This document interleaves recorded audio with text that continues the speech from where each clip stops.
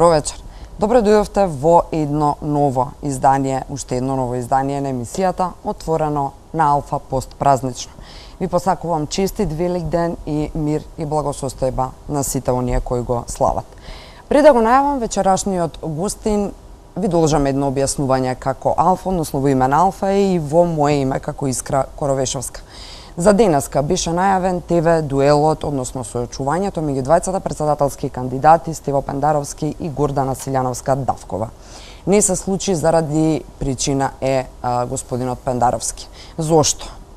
До крај причината, односно одговорот и не е јасен, иако денеска Алфа беше обвината дека шпекулира и шири невистини.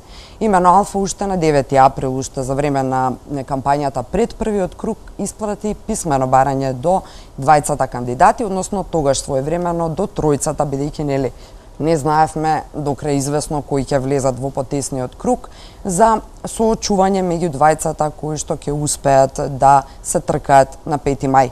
Веднаш позитивно одговори професорката Силјановска-Давкова, односно нејзиниот тим. Одговор дури на 17 април добивме и тоа на Вибер комуникација од страна на тимот на Пендаровски. За да веднаш потоа почна да се ретерира околу неговото доаѓање со известни оправдувања кои што никогаш официјално не ни беа соопштени, а тоа е дека неговата агенда е премногу набиена и дека најверојатно, иако никогаш конечно, не се знаеше дали ќе дојде или не. Ни беше најавено официјално одговарање писмено на начинот на кој што и побаравме, за да тоа стигне дури денеска, иако беа од тимот на Пендаровски совршено прецизно известени дека Алфа се подготвува со посебно студио за дуелот, со посебен видеобим и така натаму. Значи, одговорот стигна дури денеска нешто пред 11 часот, иако без прецизен одговор. Ако Пендаровски на 17 првично прифати како тогаш неговиот тим не беше свесен дека неговата агенда ќе биде набиена. Но на сите овие дилеми ве оставам да размислите и заклучите сами. Вечерва во отворено на Алфа разговарам со универзитетскиот професор кој што долго време го немаше на малите екрани, иако публиката исклучително многу бараше да го слушне неговиот став во сите овие изминати денови пред првиот круг председателски, околу сите политички превирања предходно и така натаму. Еве го вечерва после неколку месеци пауза господинот Димитар Пасиев. Добро вечер. Добро вечер. Добро дојдовте во отворено на Алфа. Фала ви на поканата. Зошто толку време ве снема од екраните? Имавте потреба лично од пауза? Сметавте дека веќе нема што да кажете? Па да, после референдумот јас не живеам од појавување на сцена како овие опинионисти и експертутки по општа пракса. Се појавувам тогаш кога имам да кажам нешто, како што е сега во случајот и како што беше тогаш со референдумот. Во меѓувреме ми се случи принова, станав татко. Па се честитаме во името на Алфа. Фала ви. Значи тие што имаат мали бебиња знаат што значи тоа, значи ноки на спиење. Потоа пишував книга, објавивме книга со катедрата за римско право и реторика на правниот факултет во Штип и во Скопје, кој авторски труд. Па имавме промоција, се посветив на професионални ангажмани, имавме натрепартиски превирања и така. Тоа беа главно причините зашто ме немаше. Значи работите одлегна, би рекла, денеска се појавивте заеднички да дадете практично изјава, иако еден подруг, секако посредбата со кандидатката Гордана Силјановска-Давкова, ваша колешка. Меѓу другото, ги споменавте превирањата. Која левица денеска беше на средба со професорката? Вистинската левица? Една е левица, да. Тоа е веќе и со судска пресуда потврдено. Тоа е левица која што од секогаш си постоеше, кај што правен застапник сум јас. Нема никаква промена, си останува тоа понатаму. Тоа беше еден несмасен обид. Секогаш во предизборие, кога доаѓаат избори, има обиди за пуч во левица. Сумњаме дека е инструирано од еден центар на моќ, но не можам јавно да го кажам, бидејќи ќе насетат гледачите веројатно, бидејќи немам докази релевантни. Меѓутоа, ова е трети или четврт обид за судско преземање на партијата и смена на легитимните партиски органи, нешто слично како БЕСА 1, БЕСА 2 сценарио. Тоа е проверен метод на големите партии како да ги елиминираат помалите, за кои што во иднина сметаат дека ќе им бидат опасност, веројатно и во нас гледаат таква опасност, па се обидуваат, но за среќа успеваме еве во 4 наврати да се одбраниме. За жал, мене ми е искрено криво што Савески потпадна под тие. Значи овој пат центарот на МОК успел. Па не знам сега, тој се со многу недолични обвинувања спрема мене дека сум се шиткал за фотелја и не знам, обично тие што се шиткаат играат со власта, а не со опозицијата. Мене ми е јасно дека каде има политике нема етикет, туку има етикета. Јас сум подготвен да се носам со тие етикети. Меѓутоа се има граница, знаете, да не го премине недоличното, бидејќи ние како нова млада партија не искомпрометирана, кои не вршеле никакви јавни функции, многу ни е битен имиџот на неподмитливост кој што го носиме и затоа сме во состојба да се бориме. И јас планирам во иднина доколку продолжат таквите инсинуации, дури и да го тужам, затоа што тој се расфрла дека имало некаков фалсификат во партијата, тоа сето судот го отфрли. Ева пресудата, јас ја имам. Може да ни кажете што точно се случи? Еве во Левица знаеме дека па вака, рекла еве контра некаде од ноември месец после почна Здравко Савески го немаше скоро година дена и повеќе, година и пол после локалните избори, тој комплетно се повлече, си даде оставка од функцијата и потоа повторно изненадно се појави на еден централен комитет со сосема деструктивни ставови, негирајќи се што дотогаш партијата направи. Имено ние го дупло го зголемивме рейтингот во негово отсуство и тогаш тој не успеа да го добие потребното апсолутно мнозинство гласови за да влезе во президиумот и веројатно е повредена суета, его и не знам што. Во меѓувреме се формираше троцкистичка фракција која се само нарекува Црвени, која што го поддржа, но тоа се само 6 луѓе и тие немаат контакт, тие се одлепени од реалноста, знаете, не знам како да ви кажам. Нивните методи на политички активизам и борба се дотолку застарени и анахрони што се заглавени некаде помеѓу 19 и 20 век и тоа најде на отпор на јадрото на Левица, оние дечки кои што ја извозија кампањата на бойкотирам, кои што почнаа полека да се пасивизираат, да си даваат оставки и органите на партијата решија дека е време да се застане на патот, бидејќи одеше кон автодеструкција и самоизолација. Еден вид бачевизација, но во левичарска смисла. Значи, нивните методи доколку останеа ќе ја доведеа Левица да биде не повеќе од статистичка грешка 0,45, значи во маргини на статистичка грешка како рейтинг, додека нашите методи кои одат на линија на современите прифаќање на современи трендови, PR стратегии, пропаганда и слично, успеавме да го дуплираме рейтингот на Левица и тука настана идеолошки веќе судир. Тие се, не знам како да кажам, луѓе кои што буквално нивните идеолошки ставови се инкомпатибилни со новото време и партијата реши да пресече со нив. Веќе сме и во фаза на ребрендирање, планираме да го промениме и логото на Левица со цел, бидејќи тие во една вечер кога го планирале тој пуч, се обиделе да ме тргнале мене од Facebook администратор на страната и почнале да постираат постови против мене. Ние креиравме нова страна и колку за споредба, кога ни ја преземаа страницата, пејџот имаше околу 28.000 лајкови, сега има 25.000, што значи е паднат, а ние кога го основавме за само 3 месеци имаме околу 9.000 лајкови, што значи имаме прогресија. Така што се гледа кои политики циркулираат во јавност, односно поминуваат и се поодобрени и тие останаа само да плукаат по нас, без никаков, значи комплетна деструктивна политика до вчерашните другари, на кои што јас на пример на Савески му ги држев пресконференциите кога го апсеа, додека други кои сега му се кажуваат како другари, му пукаа сер дека го апсеа, така што тој NGO-вски пристап, враќање на некои луѓе кои својот пат си го најдоа во импотентниот NGO сектор и сето тоа најде на судир на две крила. Сакате да кажете дека овие кои се сега практично откинати од партијата се свртеа кон... Ниф им остана само Facebook пејџот и тоа е тоа. Ние се повративме. Што значи вртење кон NGO секторот? Тоа значи дека вашата политика е осудена на без импакт во јавноста, во смисла дека нивниот став беше немојте сега да се занимаваме со национални прашања, тоа се ВМРО-вски прашања. Значи, немојте со ова да не поврзат со оние, немојте со ова да не... Па стега, штом сте влегле во политика, нормално дека ќе ве поврзат со нешто и тие сака да ги оставиме големите прашања на големите играчи и ние да се занимаваме само со трошките.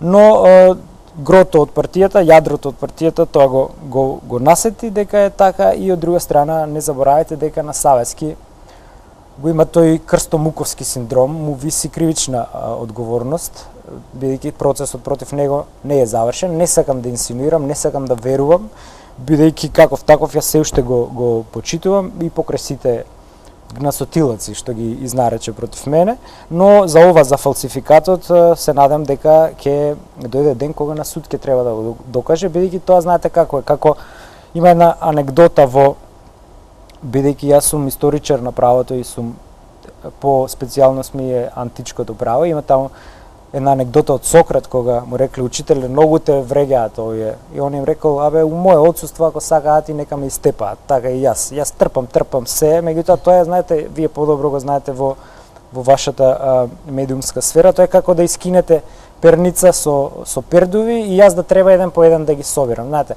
Сега кружат секакви гнасотилаци, кога бев во шарената револуција Мијалков ми го купи станот, сега Мицковски ми е купил колата, значи некои такви гнасни работи кои што немаат врска со реалноста. Значи жена ми ме зафркава, тезата на Савески е дека за фотелја се борите. Да, тоа е тоа. Јас ако сакав за фотелја, до сега ќе дека шурувате со национализам, да дојдете до фотелја. До сега ако шурувате ли со национализам? Не, значи да ја браниш Републиката не е национализам воопшто. Значи, но од друга страна не треба да бегате од секое прашање, па макар и од националното прашање. Значи, ако се вратиме на корените на социјализмот на нашата територија, Кочо, Рацин и другите, ите како го третирале националното прашање како битно, така што не гледам ништо спорно левицата да го третира националното прашање. Меѓутоа не мислам да се правдам, јас знам и верувам во идеалите во кои што да сакав да се шитам, до сега ќе бев министер или во најмала рака пратеник, така што не ми е предизвик за тоа прашање малку подоцна, бидејќи начнавте многу од одговорите на мои видни прашања во теков на емисијава. Левица претендираше и доби сила, баш и токму околу референдумот, на една потенцијална трета опција, реална, силна, нели веќе споменав. Дали сега има уште сила да се сега бори за...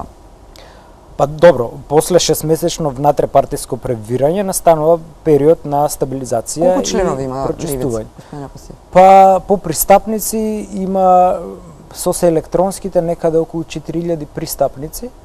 Бројот на гласови ни е тука некаде од председателските тоест од парламентарните тогаш освоивме околу 13.000 гласови, но сега е поголем рейтингот. Ние не учествуваме на овие избори бидејќи системот е така направен да само големите партии учествуваат на овие избори, бидејќи се бара цензус од 10.000 подписи за да кандидирате. Но очекуваме на наредни парламентарни избори Левица со сопствени сили да стане парламентарна партија, значи без коалиции со други партии, бидејќи еден од начелата во нашата програма е да се забрани предизборно коалицирање и конечно да се види кој колку тежи на политичкиот пазар. Ние сметаме дека особено системот со 6 изборни единици е убиствен за помалите партии, тоа го знаат и затоа и не го менуваат. Формално вие имате изјави и на Заев и на Мицковски каде што тие поддржуваат една изборна единица, но на терен тоа нема никогаш да спроведат затоа што големите партии на тој начин губат од 2 до 3 пратеника од старт. Губат и албанските партии и нив тоа не им одговара и затоа системот останува статус кво, иако е погубен за малите партии и тоа ја намалува демократичноста на системот, бидејќи ви оставаат избор само помеѓу змијата и магарето, помеѓу ВМРО и СДСМ. Да, но како мала партија која што веќе добие соодветен број на гласови, да речеме, на следните парламентарни избори, потоа е невозможно да екзистирате без да бидете коалиционен партнер во известна гарнитура. Постизборни коалиции се прифатливи и од државничка гледна точка, во смисла да се формира влада, да нема криза, тие да, меѓутоа предизборните коалиции, особено и предизборниот маркетинг, веќе во современите демократи имате култура на предизборни дебати како маркетинг. Значи таму се оди кон тоа да се забрани воопшто политичко рекламирање, бидејќи таму стартувате од позиција на лузер, затоа што се претходно сите билборди, сите платени политички програми се окупирани од големите партии, за вас остануваат трошките и вие уште од старт не сте рамноправни. И затоа се оди на тоа да одите на 5 дебати и луѓето после тие дебати си оценуваат за кого да гласаат. Значи кон тоа треба да се стремиме, а не кон тоа како што овие направија двете партии големи, да уште повеќе го зголемат државното финансирање за партиите и практично сега кандидатите не се финансираат од сопствени пари или од партиски пари, туку од буџетски пари, значи од наши пари, од заедничките пари кои што одат кај сите кандидати. Да, промената на изборниот законник никогаш не се случи онака како што треба да се случи очигледно и затоа тоа е законот за финансирање. А тоа е законот така да, всушност но и изборниот е... закон е тој кој што истрпи еден куп промени, а никогаш не вроди плод и никогаш не се сите задоволни од начинот на кој што функционира. Велите во онаа колумна која што практично го најави вашето враќање медиумско би рекла, дека бојкотот е воведува нова криза и работи во корист на елитата. Апсолутно. А бевте лидер на бојкотирам своевремено? Да, јас сум бил лидер, условно лидер. Не се гледам како лидер, тоа беше дифузна мрежа, движење, да го наречеме политичко, но тогаш бојкотот имаше политичка цел. Тоа беше да не се да се оневозможи врхушката да продуцира нова одлука преку лажирање на резултатите, да не се даде легитимитет на процесот и тој се случи. Тоа што они отпосле го шверцуваа процесот, тоа не значи дека бојкотот немал резултат, бидејќи не се продуцираше нова одлука за промена на името. И тоа беше успехот на бојкотирам. Меѓутоа, сега да мислите дека тоа успех, бидејќи покрај резултатите сепак се случија промени. Не, значи кога немате се случија, меѓутоа се случија на криминален начин, кој секогаш ќе може да биде повратен, односно оспоруван. Треба да се има само политичка волја, некоја било која наредна влада да го врати процесот, затоа што тој е донесен на мускули, противправно, значи и 120 пратеници да го гласаат, тие не можеа да го променат името, затоа што нема од името кое е утврдено со референдум, може да се промени само на референдум. Нема никаква друга алатка, друг механизам, тоа што ги уценуваат тие 8 пратеници, па едва стигнаа до 80, тоа е само гола вода. Значи, во иднина било која, меѓутоа јас не верувам дека ќе одат до толку радикално, бидејќи ако го гледате процесот и ДПМН го преспа процесот, тие имаа механизам како да го стопираат, но тие одлучија да си седат по страна. Значи повеќе имаше на нивните митинзи сега отколку на протестите тогаш кои што беа организирани, и да се вратиме сега на последиците од бојкотирам. Доколку се случи зборувате за сега. За сега. Значи кога се виде дека поради погрешните економски неолибералистички политики и на СДСМ и на ДПМН овие 30 на години во транзицијата, кога се виде дека државата се празни, ние наместо правна станавме празна држава, кога се виде дека бегаат младите, дека цели градови се иселуваат, е фрапантен е податокот дека повеќе виничанчиња се раѓаат во Италија отколку во Виница. И они го намали цензусот од 50%, кога што беше во вториот круг, бидејќи во председателски, тоа е слично како во Хрватска и во други некои земји, од таму е препишано, ние одиме со 2 круга. Во првиот круг е речиси невозможно да го добиете, да ја добиете председателската трка. Во нашата историја само еднаш се има случајно, тоа е Киро Глигоров, 94-та, ако не се лажам, уште во првиот круг победува, имајќи во предвид фактот дека мора да одите во втор круг, бидејќи во први требаат 900.000 гласови, според нашиот избирачки список 1.700.000, напола ви треба да освоите.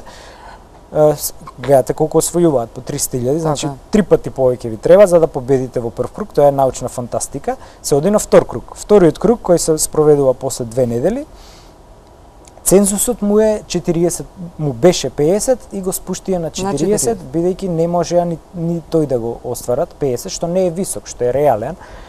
И сега е прашање дали ќе се освои тој. Видовте 41 име. Тоа е сменето во 2009 година со амандманот 31 на уставот го симнаа цензусот, бидејќи тоа е уставна категорија. Има еден куриозитет друг што е кај нас, јас проучувајќи вака. Бојкотирам ли успеа да го еве вака да ја доведе ситуацијата да е волку тесно и да воопшто е неизвестно дали Мислам дека луѓето се веќе станати апатични поради разочарувањето од СДС, затоа што после падот на режимот ти очекува реформи, слободарски дух и сето тоа антикорупција и напротив тие доживеа надградена форма на груевизмот во очите или во ликот и делото на заевизмот и тоа ги патосираше. И сега е муаветот за кој да гласаш исто ти е подобро да не гласам, но во овој случај не е така, затоа што негласањето, еве карикирам, ако не се освојат 40% цензус, тогаш има две сценарија според мене. Првото сценарио е да го намалат цензусот или да го избришат, значи да оди на карикатурално да сведат на 30 или да го избришат воопшто, но и за тоа има процедура, значи уставни измени се потребни со 80 претеници и сите оние фази како што беше со Преспанскиот договор и со промената на името, треба да ги поминат, значи сепак треба одредено време. И второто сценарио е исто преку промена да се бира во собрание, како што беше изборот првиот 91 година, како што првиот избор на Киро Глигоров и да го сведат председателот на обичен бирократски чиновник. И сега видите, ако вие со вашата апатичност придонесувате кон дедемократизација, односно една демократска институција која се бирала на непосредни тајни избори, вие за век и веков се одрекувате во иднина повторно да бирате таа институција. И сега тоа е малце контрадикторно, значи вие сепак легитимитетот председателот му е поголем кога го црпи директно од народот и кога, например, на негово конто ќе дојдат пола милион гласови, тој има легитимитет исто како собранието, кое што е или како владеачката коалиција. Така што, според мене, е штетно за демократијата и за републиканскиот облик на владење кај нас да председателот се бира од страна на собранието. Јас и јавно во едно интервју заговарам наша инклинација кон председателски систем. Ние во иднина според мене треба да немаме влада, а да имаме председателски кабинет, затоа што тогаш легитимитетот го добивате директно од народот, а не посредно преку собранието. И друг еден интересен феномен не се доискажа в преска во поглед на компаративната пракса, види имате на пример најмоćниот председателски систем ви е американскиот, Америка. Таму, за да станете председател, ви треба 35 години по уставот нивни, а кај нас ви треба 40 години.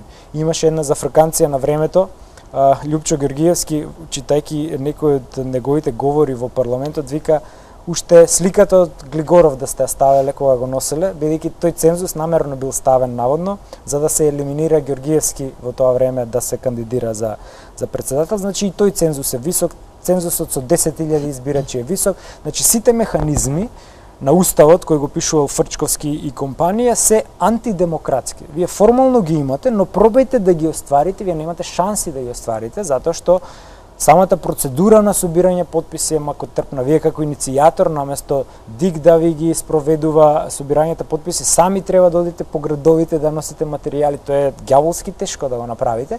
И сите тие цензуси, сите тие процедури и бирократски пречки се направени се со цел да можете елитите да си тргуваат меѓу себе, а народот да нема демократски механизми како тоа ќе го спротистави.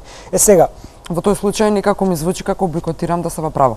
Не, бойкотирам сега во случајов не се во право со оглед на последиците. Значи, во тој случај последиците се следни. Доколку нема цензус во првиот круг, се почнува од почеток. Значи, согласно членот 81, вели, се повторува целата постапка. Тоа значи имаат рок од 40 дена да спроведат нови избори.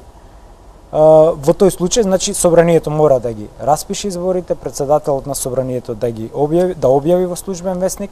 Не постои уставна празнина, бидејќи во 2 члена е само регулирано во уставот ова. Во тој случај кандидатите кои сега биле, не постои пречка повторно да бидат, но јас не верувам дека ќе бидат во случај да нема цензус. Може и Пендаровски ќе биде, но Засилјановска која држи до етиката, мислам дека нема да сака. Затоа што е дегутантно кога не сте освоиле цензус од 40%, кој е и така мал, од мал уште помал, вие повторно да ја барате до вербата. Поентата ми беше дека и покрај сите овие недостатоци на највисокиот правен акт и на законите како пониски правни акти, сепак треба народот да има верба и да не ја помогне демократизацијата во земјава, односно да ја врати напротив со тоа што ќе гласа. Тоа е вашата порака. Последицата е најбитното, ако сакате да го кажеме, во тој случај станува Талат Џафери станува ВД председател и ние до сега сме имале 3 ситуации такви кога спикерот или председателот на собранието бил вршител на должноста председател. Тоа е во 95-та година. Првата ситуација, после атентатот на Глигоров, Стојан Андов станува ВД председател и да биде куризитетот поголем, тој ја подпишува привремената спогодба, односно законот за ратификација на привремената спогодба со Грција, а не Глигоров. Вториот случај е во 99-та година, кога се направи вакуум при трансферот од Глигоров кон Борис Трајковски.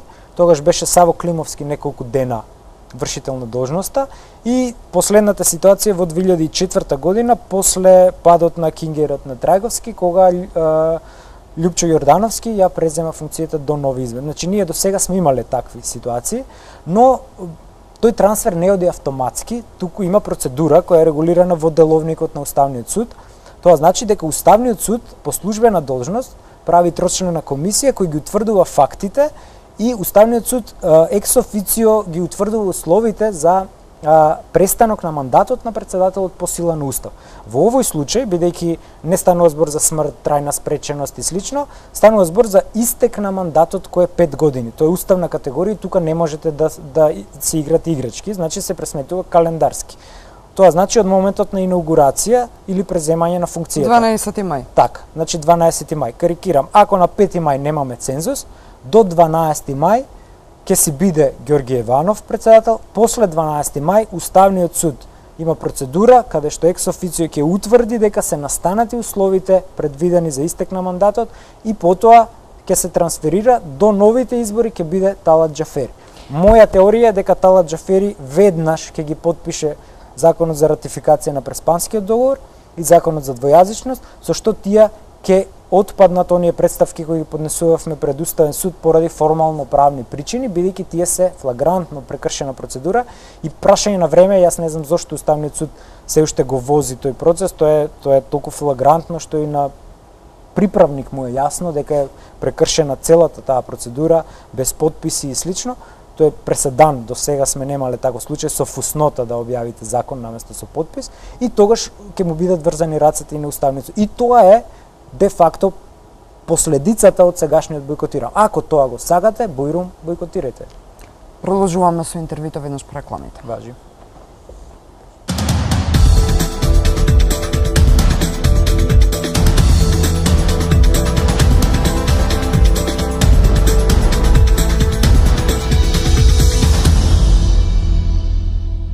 Добро дојдовте назад. Вечерва во Отворено на Алфа го продолжуваме разговорот со универзитетскиот професор и член на Президиумот на Левица Димитар Апасиев. Професоре, она што мене ми е дилема, верувам и на јавноста, е тезата на бојкотирам дека треба да се бојкотира до следни предвремени парламентарни избори. Во суштина на бојкотирам е дека сите опции политички, владачката и опозиционата се елитистички, дека не може да им се верува и така натаму, а реалноста говори за тоа дека на следните предвремени неверојатно оваа влада паѓа и власта би ја презела сегашната актуелна опозиција, што значи дека што? Бојкотирам така до бескрај ќе уди со едноставно затоа таа протежирање? теза сега да се бојкотира мене ми е дримерска и малце детинеста, искрено и наивна. Јас го разбирам разбирам апатичноста и разочараноста на луѓето од двете партии, но во оваа ситуација станува збор за инокосен орган, значи за личносен пристап, не за партиски. Еве, според моје лично гледање, Силјановска не е ВМРО-вски кандидат. Да беше типичен ВМРО-вски кандидат како Ѓорчев или ќе освоја максимум 200.000 гласови. Значи Силјановска влече од неопределените. 100-120.000 според моја паушална проценка, таа има донесено врз основа на незиниот кредибилитет, личност, углед и слично. Значи предвремени парламентарни, да бевме демократска развиена држава, до сега ќе имаше после неуспешниот референдум.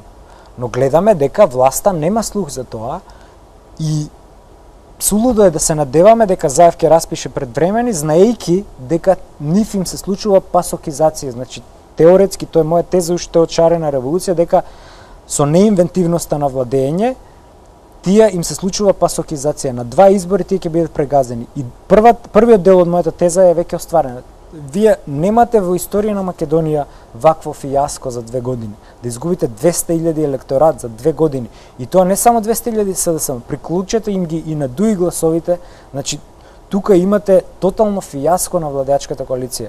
Па не се они будали да одат на предвремени избори и затоа ќе нема предвремени избори. Они ќе возат, ќе глумат демократи на есен, па напроле и ќе си го истераат цел мандат со цел да направат нешто со помош на нивните западни пријатели, пропаганда, купени новинари, фабрики и така натаму, за да се вратат. Значи не верувајте на данајците, како викаат, дури и кога дарови ви даваат. Значи тие ќе возат со тезата за предвремени, но и да има, тие се ќе направат да има цензус, бидејќи дури и мојата теорија е дека бидејќи ќе биде густо тука некаде околу цензусот, дека тие имаат одврзани раце од нивните западни империјални господари дури и да полнат кутии само за да дое до цензус. Разбират?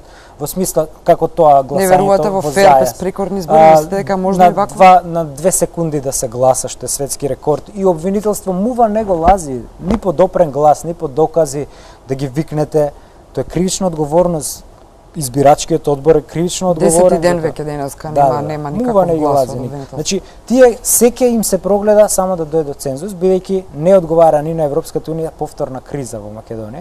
И сега кога ги имате сите овие пазли од мозаикот, треба да сте будали, да влезете, да сте во нивното сценарио. Значи, нивното сценарио е секако дека тие нема да одат на предвремени избори. Практично бојкотот ним им одговара. Да, бојкотот ним им одговара затоа што им остава простор за фалсификати, сега им одговара и затоа што или пак на сценарио со Џафери кој што го спомнавте или на тоа сценарио, така што не верувам дека тие отворено ќе одат на бојкот, ќе остават да видат како ќе тече работата и во последните сати ќе се полнат кутиите ако е критично, но статистиката говори дека не е точна тезата дека вториот круг е секогаш помала излезност од првиот. Напротив, обратна е логиката и гледајќи ги статистиките, вториот круг бидејќи граѓаните го сметат за решавачки, значи за како да кажем за пенали за 90 минута, секогаш е излезноста поголема. Значи затоа 41 што се постигна на прв, очекувам дека ќе биде не многу драстично голема, но дека ќе има цензус. Каде очекувате дека ќе завршат гласовите на РЕК, кандидатот на албанската опозиција? Па не знам, вака ако анализираме од она што го знаеме, меѓутоа малце знаеме преку медиуми, тоа се зад медиумски, зад јавноста се тие пазарања веројатно. Она што СДС го нема е тоа што нема од кај да црпат веќе гласови. Тие го достигнаа плафонот. За разлика од нив, Силјановска е во компаративна предност. Таа има на кој да се надева, како условно кажано, мали поточиња кои ќе се слеваат кон неа. Тоа се неопределените, кои што, гледајќи го сиот овој спектар на случувања, после дебатите каде што таа триумфираше над Пендаровски од реторички аспект гледано, па и од политички, дел од неопределените ќе присвои Силјановска. Потоа, второто на кое што може да се надева е политичкиот пазар веројатно на ДПМН со Села и со Беса. Значи, не сите 70.000, меѓутоа пола од нив да дојдат, таа ќе победи. Зависи како ќе се пазарат, веројатно ќе има пазар како што овие се пазарат со ДУИ, ние тоа не го знаеме како јавност. Следно е делот Бојкотирам. Таа имаше неколку средби со представници од Бојкотирам и веќе почнаа да ретерираат видни имења кои што го променуваат ставот и можеби од левица се уште немаме заземен став. Зошто се уште немате, бидејќи според вашата реторика очигледна поддршката за професорката Силјановска? Па не можам јас да пресечам, бидејќи президиумот е 7 член и постои поинаква атмосфера внатре? Во четврток е закажан и тогаш одлучуваме, значи во четврток вечер ќе го знаете нашиот став. И овие сите кои ги набрав даваат надеж дека Силјановска има од кај да црпи во вториот круг, за разлика од Пендаровски кој што е достигнат плафонот и тој практично нема. Дуи не му го испорече тоа што му го ветуваше и тоа повторно се гледа дека кој се уидисал со дој тој губи секогаш. Во пак ја споменам вашата последна колумна. Велите вака, обраќајќи им се на бойкотирачите, не можете да се борите против Квислинскиот Преспански договор кој ни го наметна името Република Северна Македонија, без да имате институција која е властена да ги покрене меѓународно правните механизми на Обединетите нации. Таа институција е председателот, меѓутоа лицетворен само во професорката Силјановска, зошто Пендаровски не може? Па затоа што не може. Пендаровски е пропреспански договор.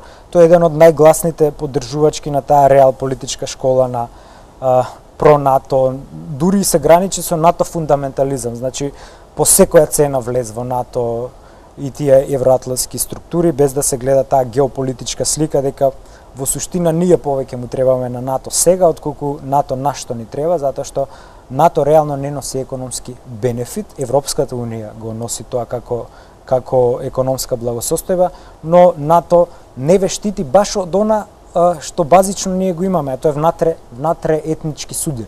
Зборувам за она што се реприза на 2001 македонско-албански вооружен конфликт. Видете ја Баскија,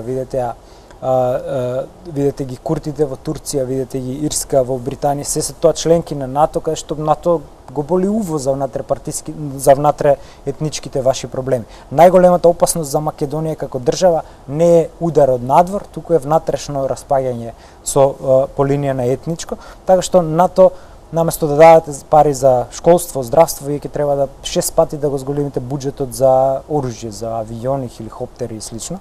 Така што НАТО, Пендаровски е таа школа, јас го нареков во една стручна колумна која ми е побара за Республика на стручна анализа од реторички аспект, тоа во реторика се вика дрвен новоговор, кога, знаете, неговиот призвук на НАТО ЕУ кокодакање е како песната на сирената, таа е милозвучна, но кога ќе отидете животот ви виси на конец. Така што приказните за НАТО и ЕУ ние видовме дека студент туж доаѓа сега од Европската унија, нема датум, нема ништо, значи ние го променивме името за џабе практично. Сега во поглед на тоа дека нас ни треба институција, точно е тоа е реална институција која има меѓународен по Виенска конвенција има меѓународен кредибилитет да покренува правни инструменти во Обединети нации, во сите меѓународни организации и тезата на бойкотирам председателски избори повторно се покажува како дримерска со некое си народно уставотворно собрание и слично, тоа се приказни за мали деца, тоа може во ситуација да ние имаме граѓанска војна, не да Боже, или имаме револуционерна состојба како во Француска револуција и слично, каде што или воен удар, па имате две влади, па државите се признаваат држави влади во екзил и слично, и во такви крајно драматични околности можете да вие, како што било Асном, например, било во такво, кога земјата е под окупација, па партизаните прават нивно собрание, антифашистичко собрание. Но ситуацијата ни оддалеку не личи на таква, луѓето си легнуваат на брашното горе до кој ја прифаќа Северна, кој не ја прифаќа, така што македонскиот народ покажа дека не е способен да си го одбрани името. Тоа е суровиот факт кој произлегува од сето ова и единствено што му останува е пасивниот отпор. Немате други средства сега вие и сега доколку немате институција која што би го представувала тој отпор, не заборавајте Силјановска беше најгласна со мене, со Ванковска, во критиката на зборуваме за стручна критика. Значи, таму таа има контакти, таа е светски признат конституционалист, има контакти со професори од Оксфорд. Што значи се уште има народот моги да кажа кого сака да одбере. И сега, и таа институција, ако немате, тогаш вие ништо немате практично. Со што ќе се борите? Во професорката Силјановска надеж, исто тоа што и вие го зборувате, виде и апсолутно најголемата опозицијска партија ВМРО ДПМНЕ. И сега една хипотетичка состојба, меѓутоа и реална, меѓу другото, бидејќи претендирате сепак како движење, како партија да бидете тие кои што ќе можат да имаат легитимитет, односно да добијат легитимитет или моќ да променат одредени работи во македонската држава. Доколку на следните парламентарни избори станете парламентарна партија, односно доколку имате опција да бирате на која политичка опција би се приклониле? Дали ВМРО ДПМНЕ во моментот не би се приклониле. Тоа го објасни во првиот дел од разговорот. Да, но постизборно. Ние бараме да нема коалиции и секоја партија да видиме колку тежи, а не тие 30 партии, ние ни името не им го знаеме да го наброиме. да ги наброите, не знаете кои се во коалиција со СДС, кои се со СДС, со ВМРО, таму имате по 30 Python партии кои што немаат ни да се пререгистрираат членови. Така што да, но реално таква е можеби, не знам, ако станеме парламентарна партија, можеби нема да гласаме за една влада, можеби ќе останеме независни во смисла. Да, но тогаш нема да имате моќ да промените нешто во. Па сега прашањето што би било кога би било. Наша цел е на наредни парламентарни избори Левица да стане парламентарна партија со сопствени сили без коалицирање со други партии. Моќта тогаш ви е реална или? Дали тогаш е моќта реална? Дали можете да зависи сега, ако ја подценувате моќта на уценување, видете го само ДУИ. ДУИ 20 години функционира на уценување и секогаш се добитници од таа ситуација. Тие ги уценуваа и ВМРО, тие ги уценуваат и СДС и секогаш добиваат. Чекор по чекор, но секогаш добиваат. На денешната заедничка, пак ја речам, не заедничка изјава, туку по средбата со професорката Силјановска, го споменавте СЈО, односно времето кога бевте советник. Може ли уште и на зајавноста како заврши таа приказна? Па ништо, јас бев во првата година, заедно со професор Чкарик и други некои адвокати имаше. Јас имам обврзано на деловна тајна, не можам да изнесам по договор, тоа се тајни, бидејќи предистражни постапки.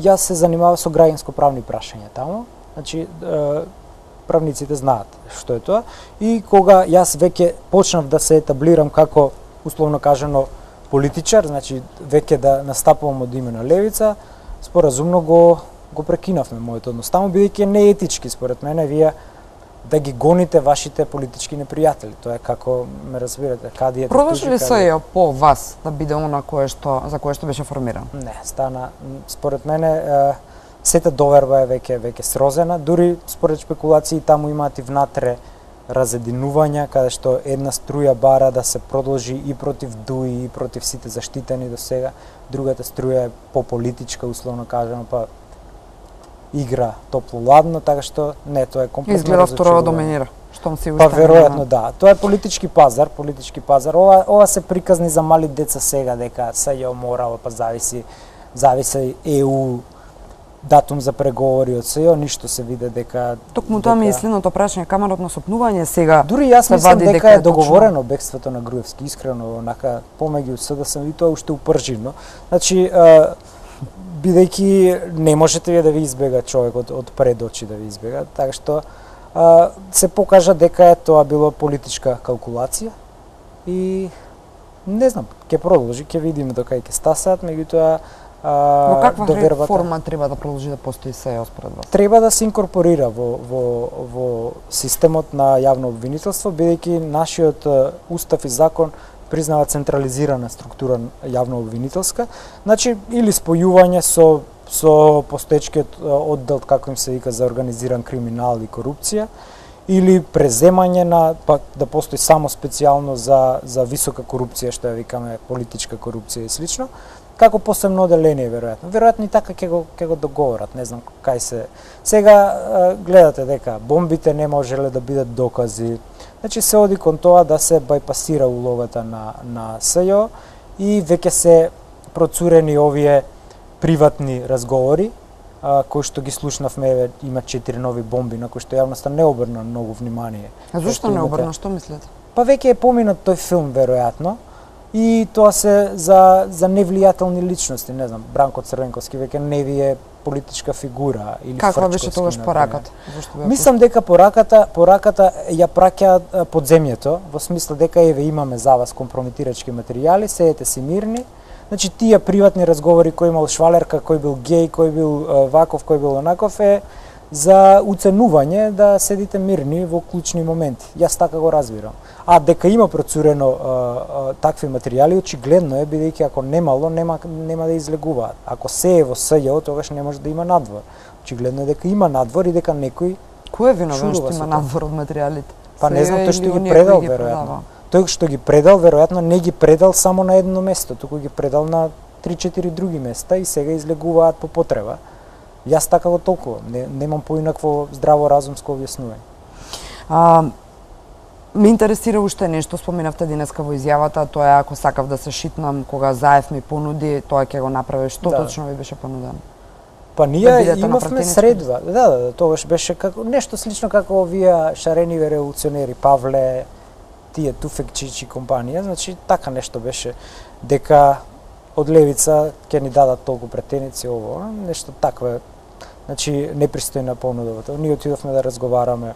Значи јас не бегам од разговори, тоа е она што или си во играта како политичар, немаш да секташиш сега, ти се среќам со нас и Пендаровски да ни побара средба и со него ќе се сретнеме ние. Јас нема политичар со кој што не сум се сретнал. До сега не ви побрал Пендаровски средба? Не, мислам дека не. Силјановска побара се сретнавме. Заев тогаш побара се сретнавме, Мицковски има побарано си имаме, со сите си имаме сретнато, не бегаме ни од средба, меѓутоа ставот го градиме врз основа на аргументи и врз основа на нашата идеологија. Ние сме сепак идеолошки доследна партија, тоа е левичарска партија, така што такви шиткања важиме за јакобинци кои важеле за неподмитливи, така и сакаме тој имидж да го градиме и затоа ми пречи кога до вчерашен другар те обвинува дека некој ти купил кола, а си го возел во колата, која патем речено, кола на жена ми купена на старо од 2.500 евра, ме разбира. Значи, такви некои, но Господа те чува од неблагодарни луѓе. Јас немам што, културата не ми дава да ги плукам на истиот начин како што тие мене ме плукаат.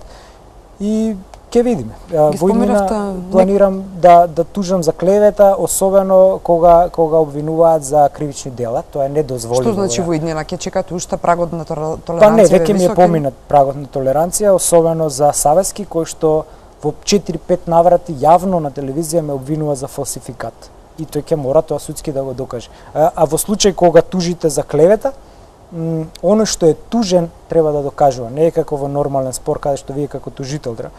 Нека повели на суд, нека каже што јас тоа сум фалсификувал. Бидејќи тоа е омаловажување со префрлање за сторено кривично дело, а мене итекако ми е битен угледот, затоа што јас не сум ни вршител на јавна функција, ни функционер, ни министер, па да не ми е гајле што се зборува за мене. И особено не од довчерашен другар со кој што заедно сме војувале, условно кажано, против груевизмот и сега против заевизмот. Деновиве, да не речам вчера или завчера, може би излегоа од така наречената иницијатива на Мегдан, кои што се исто така членови или дел или некогашни ваши соборци во рамките на шарената револуција. Каде е шарената револуција? Па нема, испарена е шарената револуција и останете само шлајмот. Сите се испопикани по институции. На Мегдан се шлајмот? Па не ни ги знам кои се тие дечки, искрено. Ги повикаа на на Мегдан веројатно председател. По интуиција тоа се про-СДС-овска некоја NGO структура која остана незадоволна, која не успеа да се учипи ваму или таму, па сега нешто глумат, инаку нема, сите се вгнездија по институции и тука се виде всушност тој клиентелизам против кој ние заедно протестиравме, дека нема ни П од правда, нема мир, така викавме. Не, тоа се покажа како една шарена лага. И тоа е најголемиот греф кој јас никогаш нема да му го простам на Социјалдемократскиот сојуз на Северна Македонија. Пошто не знам дали се преименува, али ќе мора валјда. Се уште значи, не, на Северно Македонци, тај да кажам. Сега се поделивме и на македонци и северно македонци. Бидејќи мојата теза беше дека со преименувањето автоматски се преименува и самиот народ и веќе гледаме, нели, идентитетот беше бетон за да најдеш преку ноќ ставаме Норт Macedonians. Така што шарената револуција разочара многу луѓе и тоа е причината поради која ја имаме оваа апатичност. Меѓутоа народот од друга страна очекува месијански принцип. Знаете, и кај нас ни викаат, особено мене, кај си ти, што сме ние сега? Ние ни добиваме пари за тоа што го правиме, си ја ставаме главата во торба, мене ми пушта инспекции да ме бркаат од работа, значи ти се трудиш за подобро и на крај кај сте вие, па што сме ние сега? Платени месии, некој да ве спасуваме, бујрум, правете што мислите дека треба да правите. Вклучете се во политички активизам, вклучете се, не знам, во екоактивизам, во што сакате вклучете се, кој ви брани како народ да се самоорганизирате или да правите, или направете партија. Значи, ние го правиме тоа што мислиме дека е најнеопходно да го правиме. Така што шарената револуција е една кнедла која што остана закочена и не го донесе тоа што се надевавме и затоа е овој дебакл на Социјалдемократскиот сојуз. Значи, пасокизација класична, 200.000 гласа да изгубите за 2 години, тоа се нема случајно на ниту една Го владеачка зборувавте гарнитура. точно ова од ова студио уште околу референдумот пред или Така. потоа. Велите дека не сте семоќни, дури споменавте и дека тешко финансиски оди, меѓу другото, ако добро разбрав, бидејќи нели никој не ни дава пари, екзистираме како што екзистираме. Од каде е тогаш инспирацијата и желбата за борба на левица? Па животот е борба. Само кога ќе умреме, можеме да се надеваме на спокој. Инаку животот е борба и сега се борите. Така што како што кажав, каде има политике, не очекувате етике, туку етикета и доколку сакате да се занимавате со јавна професија и да бидете, тогаш треба да имате прак на толеранција на критика и плукање. Така што и тоа најчесто плукањата доаѓаат од луѓе кои се помалку компетентни од вас и тоа не треба да ве фрустрира. Сега сте се фатиле на орото и ќе го играте до крај. Така што не тангираат многу овие, меѓутоа овие инсинуации особено од довчерашни другари и како ќе треба на суд да ги докажат, затоа што јас држам до мојата чест и углед и не дозволувам така лесно, особено со такви тешки квалификации. Што очекувате во бројки на 5 мај? Очекувам цензус ке има, посекако, вака или онака. Очекувам тесна победа на Силјановска. Ајде да не прогнозирам, бидејќи никогаш не сум се занимавал со бројки, но тесна победа на Силјановска во вториот круг. Врз основа на ова што го кажав како аргументација, бидејќи таа има компаративна предност да се надева на 4-5 базени од кои што може да побара реална и да добие реална поддршка, додека Пендаровски е толку. Изгуби сега или изгуби трета среќа веројатно ќе. Изгуби и видете символиката на 5 мај, ако се сеќавате, така почна падот на груевизмот, како што ние го викав, од 5 мај до крај. Тогаш почнаа најголемите протести на 5 мај и така беше. И сега доаѓате по 2 години повторно на 5 мај, значи 5 мај е баксус за тираните и антидемократите, олицетворени во заевисти и груевисти. Значи 5 мај е баксус за сите кои сакаат да владеат тирански, антидемократски, диктаторски и слично, бидејќи ние наместо ослободување добивме надградена форма на она против кое што се боревме. И да не звучам дека употребувам тешки зборови, значи уште од антика до денес во политолошката теорија се знае што е тиранија. Тиранија ви е, не е тоа као да ве затвораат вас по затвори и слично. Тиранија ви е кога доминира бизнис интерес наместо јавен интерес. Ние гледаме на секој чекор како кланот едната фамилија се префрли во бизнисот во другата фамилија.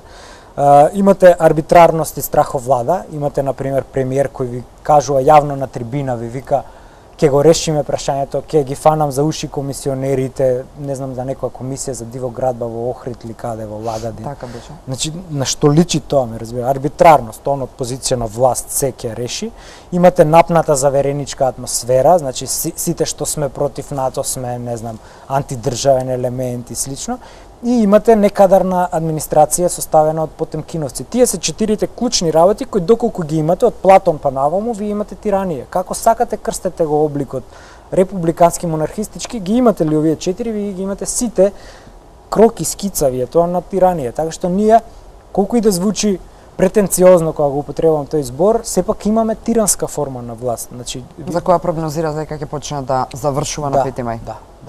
Се надевам дека нема да чекаме уште долго да ве видиме повторно во ова студио. Ви благодарам за вечерашното интервју. Благодарам на поканата. Вам ви посакувам пријатна вечер, останете со програмата на Алфа, а бидете со отворено во утрешното и деновите потоа. Добра ноќ.